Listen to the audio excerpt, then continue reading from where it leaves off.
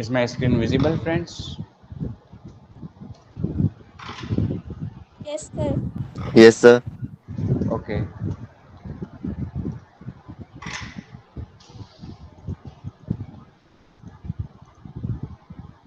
देखो,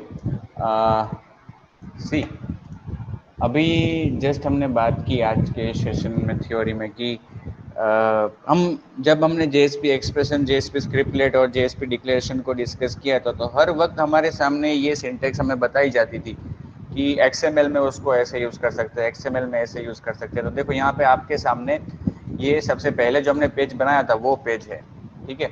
सिंपल सा पेज है जेएसपी का, इसमें हमने और कुछ नहीं किया है, केवल हम इसमें यहाँ पे जेएसपी एक्सप्रेशन के द्वारा हम करंट डेट टाइम डिस्प्ले कर रहे हैं, और कुछ नहीं है इसमें, ठीक है ना।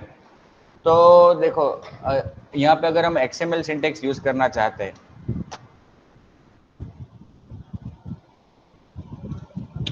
तो एक्सएमएल सिंटेक्स को यूज कर सकते हैं। उसके लिए हमें क्या लिखना होगा यहाँ पे, JSP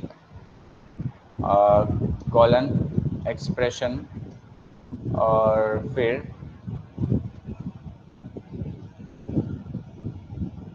new Java dot util dot date JSP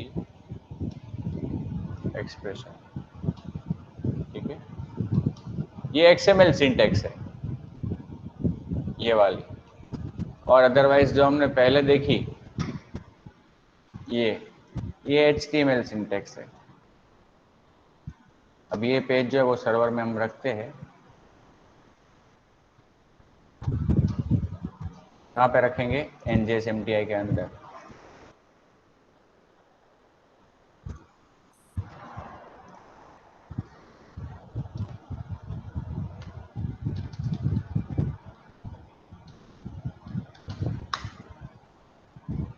देखो ये अपना वो page, same same output as the previous one, but यहाँ पे हमने जो कोड यूज़ किया है वो JSP एक्सप्रेशन का कोड यूज़ किया है। स्क्रिप्टलेट में भी हम ऐसा कर सकते हैं।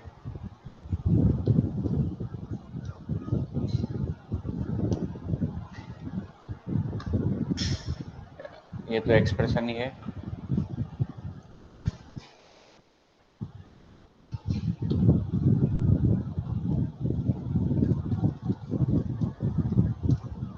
देखो ये जो हमने कल कलर वाला एग्जांपल किया था, मतलब कि जिसमें हम उम्मीद कर रहे थे कि क्लाइंट हमें रिक्वेस्ट में एक कलर भी भेजे, मतलब कलर पैरामीटर। तो वो जो कलर भेजता है वो कलर हम सेट कर रहे थे बैकग्राउंड में, और अगर वो कलर कोई नहीं भेजता तो हम बैकग्राउंड बाय डिफ़ॉल्ट कौन सा रखते थे, श्यान। तो देखो यहाँ पे जो स्क्रिप्टलेट लिखा है ना मैंने, वो पूरा JSP कॉलन स्क्रिप्टलेट करके लिखा। अदरवाइज यही चीज़ जब हमने HTML सिंटेक्स से की, तो देखो क्या लिखा था, ये वाला एग्जाम्पल जो हमने प्रीवियस डेमो में देखा था। देखो ये हमारा JSP पेज, शुरू में हमने स्क्रिप्टलेट लिखी है जिसमें request dot get parameter colour, then हमने चेक किया कलर नल है या एम्प्टी है, तो कलर डिफ़ॉल्ट श्यान रख दिया। फिर डिस्प्ले किया title, BG colour, colour set किया। देखने की चीज़ की है जो स्क्रिप्टलेट HTML सिंटेक्स यूज़ की है स्क्रिप्टलेट के लिए, यहाँ पे ये XML सिंटेक्स स्क्रिप्टलेट के लिए सेम आउटपुट सेम रहेगा, लेकिन ये हमने XML सिंटेक्स यूज़ की है, ठीक है। तो जो XML के डेवलपर्स हैं उनको ये ज़्यादा कन्वीनियंट रहेगा।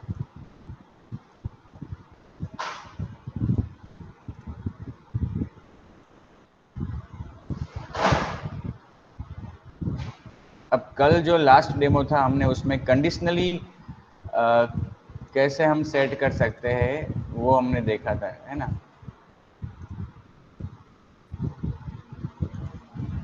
कंडीशनली पार्ट्स कैसे इंक्लूड कर सकते हैं, हाँ ये वाला हमने कल एग्जाम्पल डिस्कस किया था।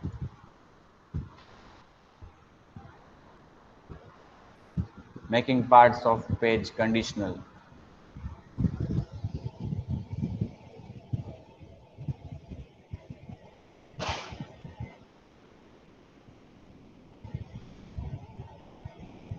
डिक्लेरेशंस की बात हो रही है अभी। हाँ, देखो ये छोटा सा एग्जांपल हम यहाँ पे परफॉर्म करेंगे डिक्लेरेशंस वाला। एक छोटा सा पेज लिखेंगे। मैं कॉपी पेस्ट कर देता हूँ।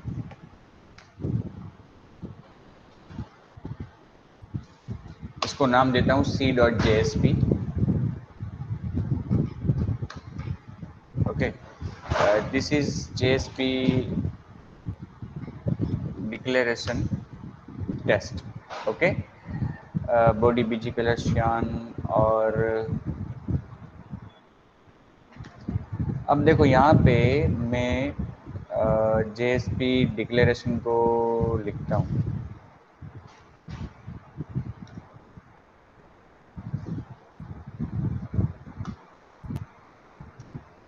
JSP डिक्लेरेशन मतलब कि यहाँ पे जो कोड लिखते हो आप, वो जाता कहाँ पे है? वो एक्चुअली आपकी क्लास में डायरेक्टली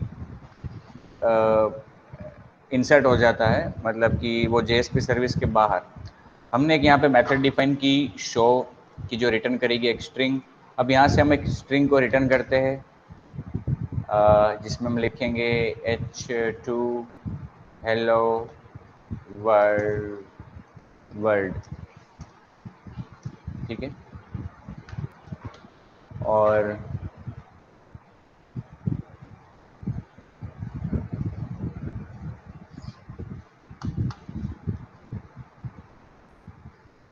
ये जो फंक्शन है इसको हम यहाँ पे कॉल करते हैं।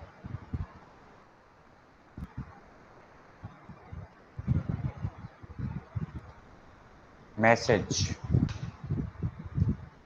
फंक्शन से जो मैसेज आ रहा है वो हम यहाँ पे यूजिंग एक्सप्रेशंस डिस्प्ले करेंगे। अब देखो एक्सप्रेशंस, JSP एक्सप्रेशन लिखी मैंने और फंक्शन कॉल किया शो।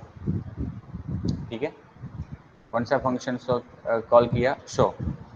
तो शो फंक्शन कॉल किया है हमने, तो हमें तो एक्चुअली देखो ये हमने यहाँ पे शो लिख दिया, लेकिन इंटरनली ये कहाँ पे होता है, कहाँ पे जाता है, ये सब हमें तभी हमारे जावा के कॉन्सेप्ट्स क्लियर हो तो ये सब दिमाग में आ गया। आप ये एक नॉन स्टैटिक मेथड बनी होगी क्लास की, और JSP सर्विस में से हम JSP सर्विस में से हम शो को कॉल कर रहे हैं, क्योंकि ये लाइन कहाँ पे जाएगी? JSP सर्विस मेथड के अंदर। तो क्लास की एक मेथड में से हम दूसरी मेथड को कॉल कर रहे हैं। यहाँ पे इंटरनली ये होता है। कौन सा पेज है? c.jsp। अब इस फाइल को हम यहाँ पे एक काम करते हैं, हम एक नया फोल्डर बनाते हैं NJSMT के अंदर JSP, और JSP के अंदर रखेंगे अपनी JSP फाइल को c.jsp। रख दिया c.jsp। अब हम यहाँ पे रन करेंगे लोकल होस्ट 8085/njsmti/jsp, क्योंकि मैंने अब JSP फोल्डर के अंदर रखा है /c.jsp। तो देखो this is JSP declaration test time, that is time. और जो मैसेज है हेलो वर्ल्ड, वो मैसेज यहाँ पे प्रिंट होके आया। मैसेज के बाजू में हमने शो फंक्शन को, शो मेथड को कॉल किया, तो यहाँ पे उसका मेथड कॉल हुई, और मेथड ने क्या किया? रिटर्न किया स्ट्रिंग। तो वो जो रिटर्न हुआ यहाँ से, वो कहाँ पे आ गया? इस जगह पे, और फिर वो स्क्रीन पे दिखाई दिया हेलो वर्ल्ड, क्योंकि हमने JSP एक्सप्रेशन का यूज़ किया है, और वो क्या करता है? डिस्प्ले करता है। आइए एक नज़र डालते हैं कि ये जो JSP पेज के ट्रांसलेशन से जो सर्वलेट बनी है उसमें कैसा रहता है।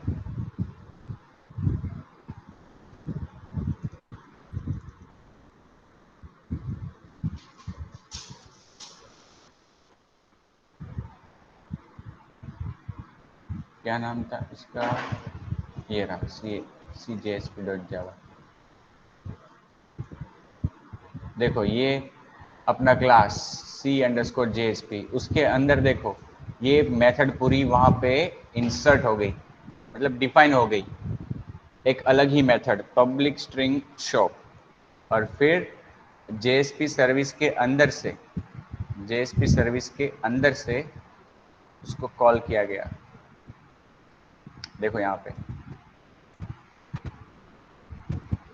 ठीक है, इस तरह से JSP डिक्लेरेशन यूज होता है। Has anybody any doubt friends? No sir. Okay, तो एक नेक्स्ट एग्जांपल हम यहाँ पे वापस लिखेंगे जिसमें हम काउंट करेंगे total visits. Okay, JWT is the title. This is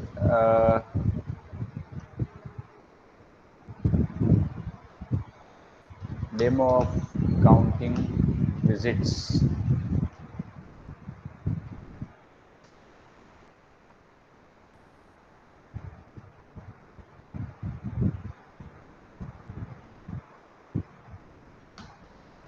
This यहाँ पे मैं लिखता हूँ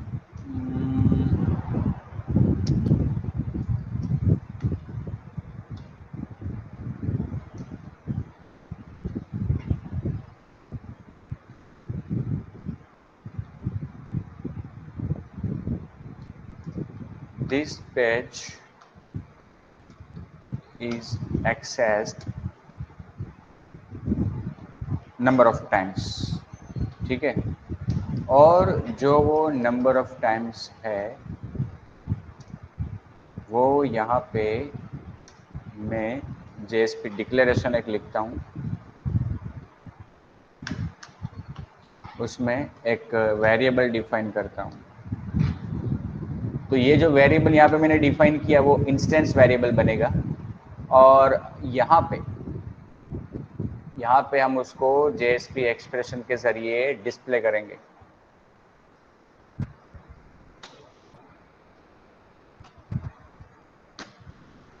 प्लस प्लस काउंट, क्योंकि इनिशियली हमने इसकी वैल्यू 0 रखी है, तो जब पहली बार रिक्वेस्ट आएगी तो यहाँ पे लिखा हुआ आना चाहिए 1. ओके, फिर next time plus plus okay 2. देखो इंस्टेंस वेरिएबल है तो क्या होता है कि वो ऑब्जेक्ट के लिए शेयर होता है. तो आपको पता है ना कि सर्वलेट का एक ऑब्जेक्ट सर्वर पे बनता है पहली रिक्वेस्ट के आने पर, और फिर वही ऑब्जेक्ट आती हुई हर रिक्वेस्ट को रिस्पॉन्स देता है. तो ऑब्जेक्ट एक ही बन रहा है तो इंस्टेंस वेरिएबल उसका एक ही होगा, और हर बार जब रिक्वेस्ट आएगी तो इंस्टेंस वेरिएबल प्लस प्लस होता जाएगा. हमने यहाँ पे प्लस प्लस काउंट किया है ना, क्योंकि यही ऑब्जेक्ट हर बार रिक्वेस्ट को रिस्पॉन्स देगा. तो हर बार यही ऑब्जेक्ट रिस्पॉन्स देता है तो उसका इंस्टेंस वेरिएबल जो है हर बार मॉडिफाई होता है और प्रिजर्व होती है उसकी वैल्यू. बहुत सारी रिक्वेस्ट के बीच में उसकी वैल्यू प्रिजर्व होती है. इस फाइल को मैं सेव कर लेता हूँ, C dot sorry counts. Okay, counts तो है, तो विजिट्स JSP, और फिर हम सर्वर पे इसको रखेंगे. विजिट्स डॉट JSP को मैंने यहाँ पे ट्रांसफ़र कर दिया. अब इसको रन करके देखते हैं.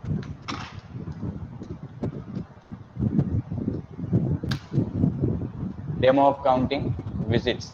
This page is accessed 1 time. अब रिफ्रेश करता हूँ 2 3 4 5 6 7 8 9.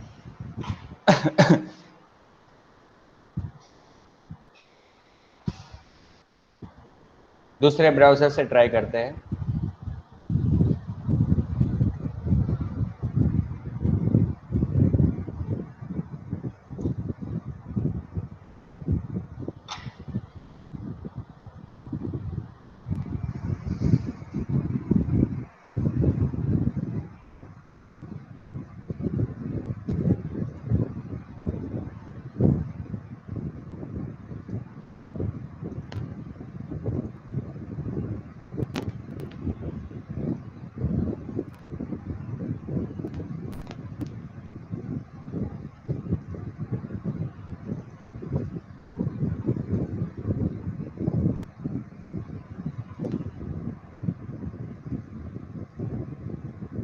आप में से किसी ने अभी तक एंट्री नहीं किया है?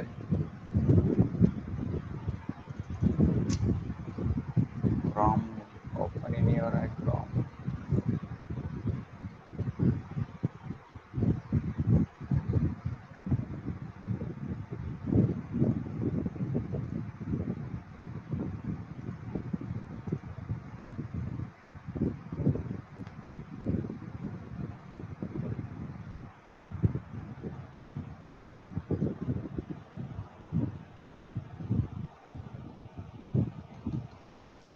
पेज का नाम है हमारा JSP फोल्डर के अंदर visits डॉट JSP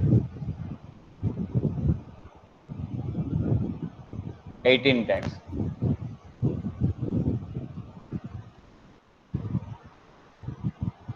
17, 19, 20, 20, 30, ये फायरफॉक्स में,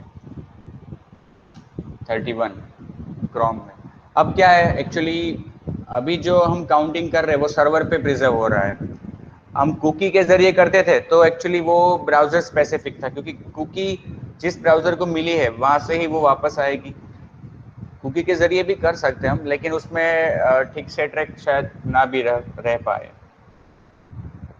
क्योंकि हर ब्राउज़र को हम कुकी भेजेंगे तो जिसको जहाँ से रिक्वेस्ट आती है उसको जो प्रीवियस वैल्यू मिली है वही वो प्लस करके देगी, तो वो एक्चुअल ट्रैक नहीं रह पाएगा, तो वो सर्वर पे ही ज़्यादा बेहतर रहता है। हमने ये इंस्टेंस वेरिएबल का यूज़ करके इस पेज के लिए कितनी रिक्वेस्ट आई है वो काउंट किया। Has anybody any doubt? तो यहाँ पे एक्चुअली हमने ये काउंट वेरिएबल को डिक्लेरेशन के जरिए डिक्लेयर किया तो वो इंस्टेंस वेरिएबल बनता है। देखिए यहाँ पे हम देखते हैं ये विजिट्स JSP.java जो सर्वलेट बनी है उसमें देखो, यहाँ पे देखो ये हमारा क्लास और उसमें ये डायरेक्टली वेरिएबल डिक्लेयर हुआ है as an instance variable count equal to 0। फिर हर बार JSP सर्विस के अंदर उसको प्लस प्लस किया गया।